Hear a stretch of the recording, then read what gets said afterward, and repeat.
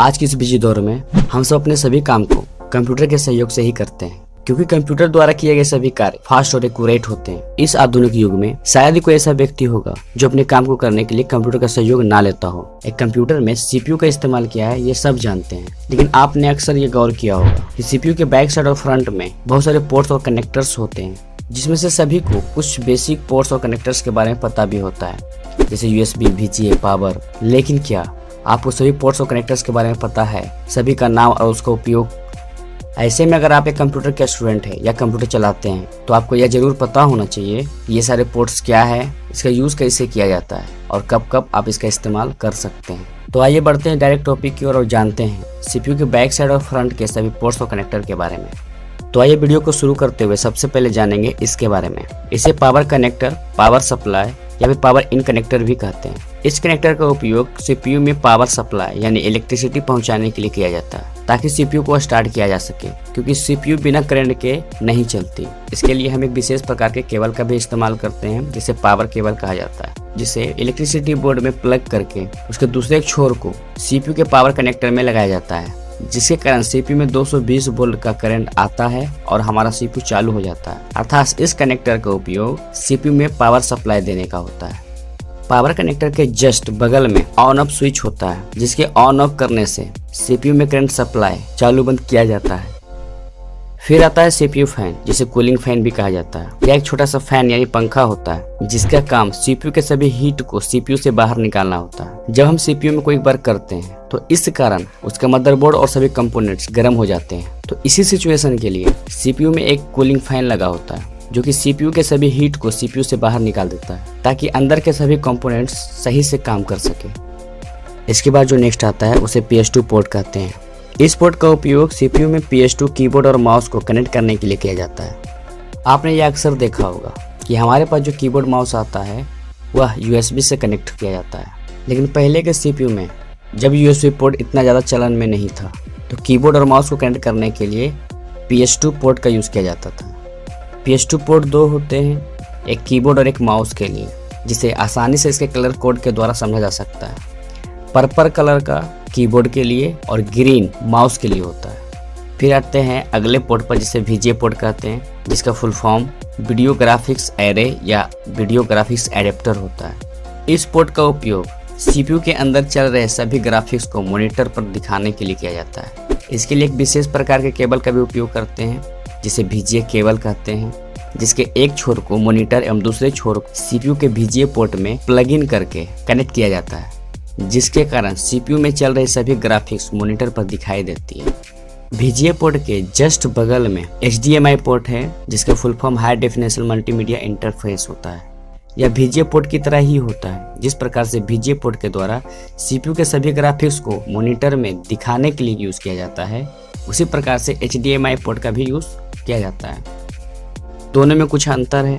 HDMI के द्वारा graphics HD quality में दिखते हैं। हाई कॉन्फ़िगरेशन वाले कंप्यूटर में सीपीयू का ग्राफिक मॉनिटर में ट्रांसफर करने के लिए VGA केबल का उपयोग ना करके HDMI का यूज करते हैं, क्योंकि HDMI का पिक्चर क्वालिटी रेजोल्यूशन VGA से अधिक अच्छा होता है।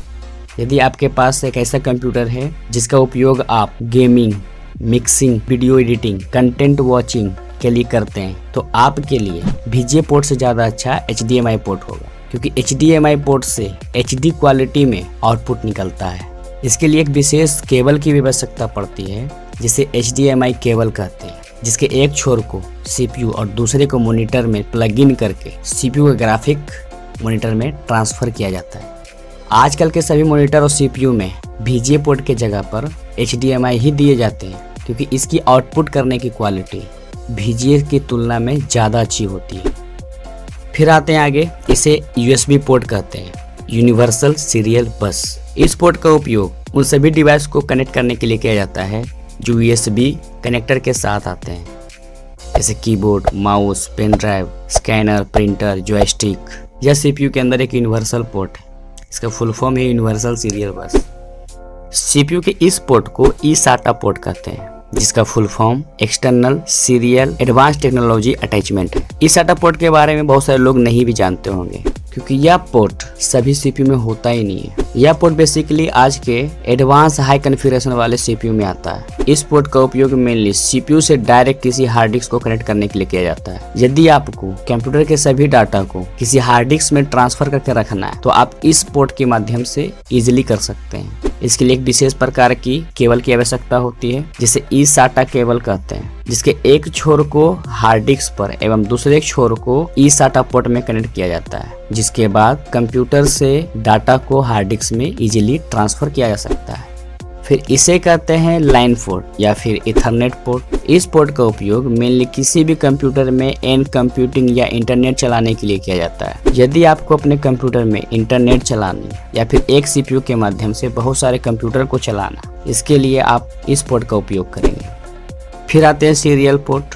आजकल कंप्यूटर में सीरियल पोर्ट की आवश्यकता नहीं के बराबर है, क्योंकि सीरियल पोर्ट का बेसिकली उपयोग पुराने कंप्यूटर में ज़्यादा होता था। इसका उपयोग मॉडेम को कनेक्ट करने के लिए, पुराने प्रिंटर को कनेक्ट करने के लिए या गेम कंट्रोलर को कनेक्ट करने के लिए किया जाता था। लेकिन आजकल ये सभी यूएसबी के साथ आते हैं।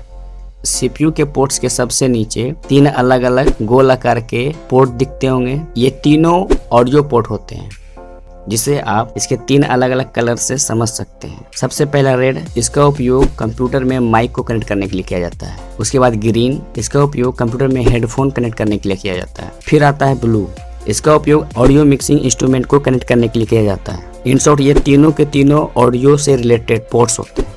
सीपीयू में सबसे नीचे कुछ खाली जगह बना होता है जिसे एक्सपेंशन स्लॉट कहते हैं। यदि आपको अपने कंप्यूटर में कुछ और भी नए नए पार्ट को कनेक्ट करने हैं, जैसे graphics card, audio card, line card, video card, gaming card, तो उसके लिए आप इस एक्सपेंशन स्लॉट का यूज कर सकते हैं। फिर आते हैं सीपीयू के फ्रंट साइड में। सीपीयू के फ्रंट साइड में जो सबसे मेन और सबसे बड़ा बटन होता है उसे स्टार्ट बटन या पावर बटन कहते हैं। जब हम इस पावर बटन को क्लिक करते हैं, प्रेस करते हैं, तो हमारा सीपीयू स्टार्ट हो जाता है।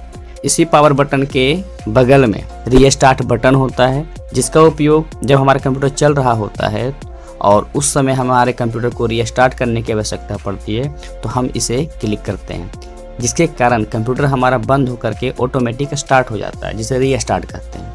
इसके अलावा हमारे सीपीयू में और भी अलग अलग पोर्ट्स हो सकते हैं, जैसे कि USB ports, audio port. CPU में ऊपर की ओर एक स्लॉट दिया जाता है जिसके अंदर हमारा डीवीडी राइटर होता है। मैं आशा करता हूं कि आपको इस वीडियो के माध्यम से सीपीयू के सभी पोर्ट्स और कनेक्टर्स के बारे में संपूर्ण जानकारी मिली होगी। हमारे चैनल पर कंप्यूटर के बहुत सारे इंटरेस्टिंग टॉपिक पर बने हुए बहुत सारे वीडियो हैं, जिसे आप देख करके अपने नॉलेज को बढ़ा सकते हैं।